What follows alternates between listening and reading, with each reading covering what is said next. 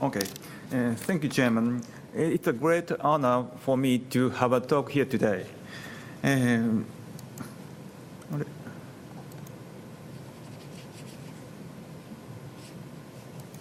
move.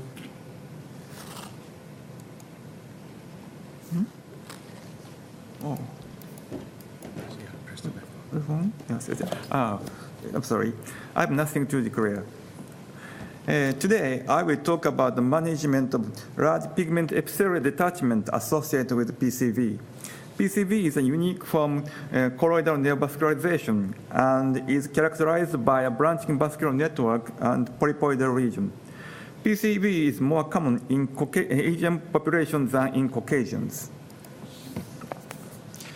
Eyes with PCV often develop serous PED due to the leakage from the polypoidal regions. Therefore, most polypoidal regions are seen at the edge of the PEDs and sometimes within PEDs. OCT is useful to evaluate vascular components and PEDs associated with PCV. A branching vascular network under the retinal pigment epithelium often shows the double layer sign.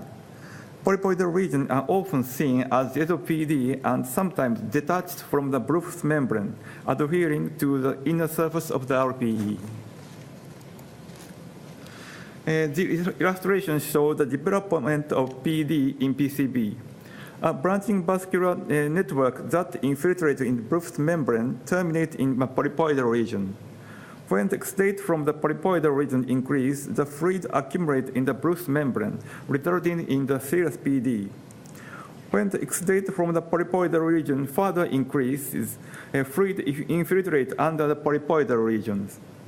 The polypoidal region then detaches from the Bruch's membrane and the colloid. Under this condition, funduscally, the polypoidal region appears to be located within the PEDs.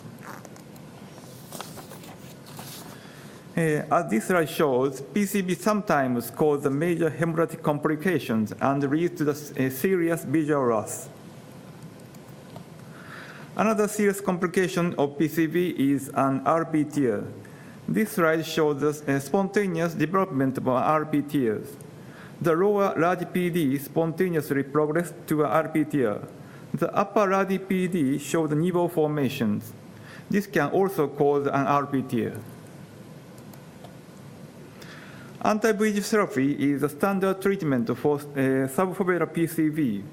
When large PED associated with PCV is seen under the fovea, physicians sometimes hesitate to initiate anti-VEGF therapy.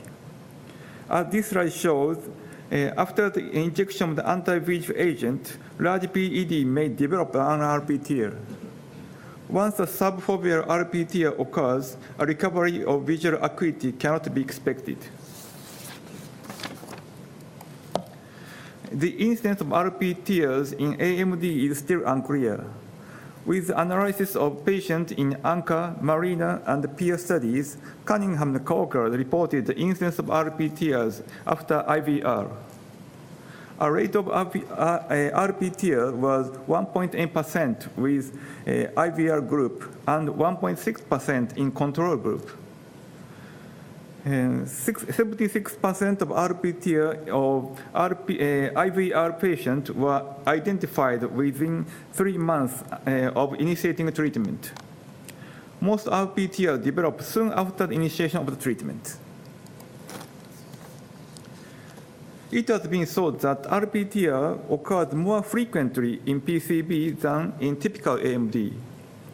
However, Singh and Corkers compare the rate of the characteristics of RP tears in typical AMD and PCV.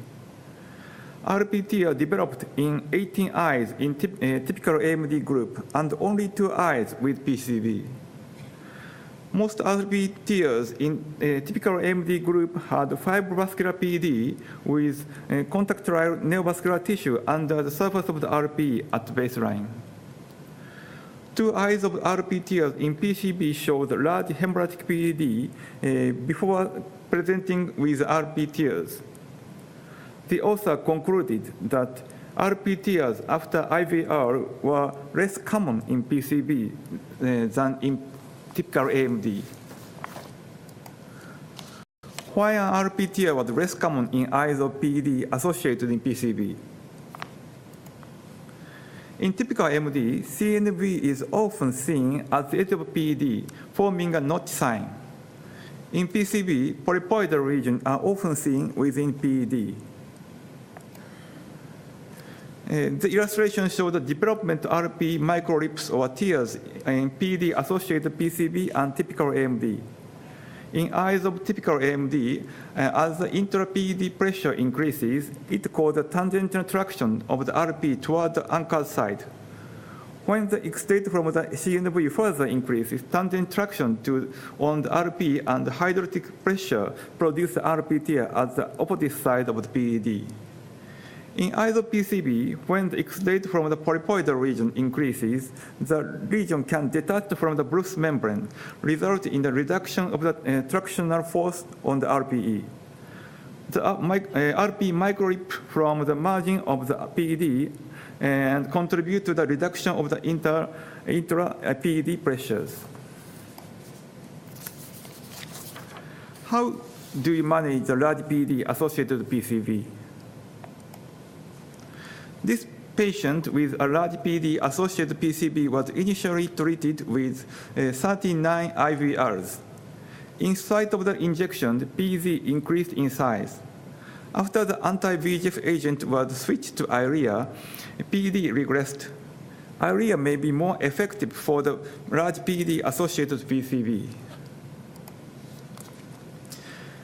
This patient with PED-associated PCB was treated with 7 monthly injections of Eylea. In spite of the treatment, PED increased in size. The anti-VEGF agent was switched to Lucentis, and PED rapidly regressed. Switching of anti-VEGF agent may be an option for the persistent PED. This patient with large PED-associated PCB was treated with Eylea at 4 to 6 week intervals. In spite of the treatment, PED showed no change. In spite of 13 Eylea injections, polypoidal region was still seen at the edge of the large PED. This eye was then treated with photodynamic therapy combined with Eylea. With combination therapy, complete regression of the PED was achieved for 1 year. This eye shows no serious complications. Every study shows the efficacy of PED on PCV, PDT on PCV. However, RP tears and massive subretinal hemorrhage are serious complications of PDT. Hirami and co-workers reported that 30% of cases show the increase of subretinal hemorrhage and 8% developed vitreous hemorrhage. However, various investigators show that PDT combined with anti-VEGF agent reduce hemorrhagic complications. Combination therapy is considered safe in PCV. In summary, eyes with PCB often developed large cell-sanguineous PED due to leakage from the polypoidal region. Large PED sometimes cause spontaneous or post-operative RP tears. RP tears are less common in PCB than in typical AMD. Small polypoidal regions within the large PED are considered safe, but large fibrous PED may have a higher risk. Eylea may be effective for large PEDs associated with polypoidal regions.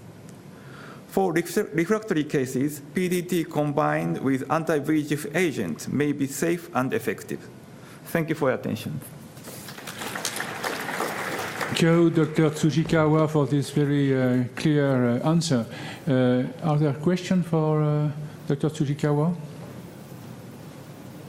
So I understood that you don't start with combined anti-VEGF and PDT. We start first by anti-VEGF. Yeah. And how long do you continue the anti-VEGF if they have no effect? If the eye was relatively good, I usually continue the treatment of anti-visual agent. But visual acuity was substantially decreased, like 0.1 or 0.2. We switched to combination therapy to reduce the burden of the patient. Okay, thank you very much. So thank you to all speakers and to the attendants for this last update session, and see you next year, I hope. Okay, thank you very much.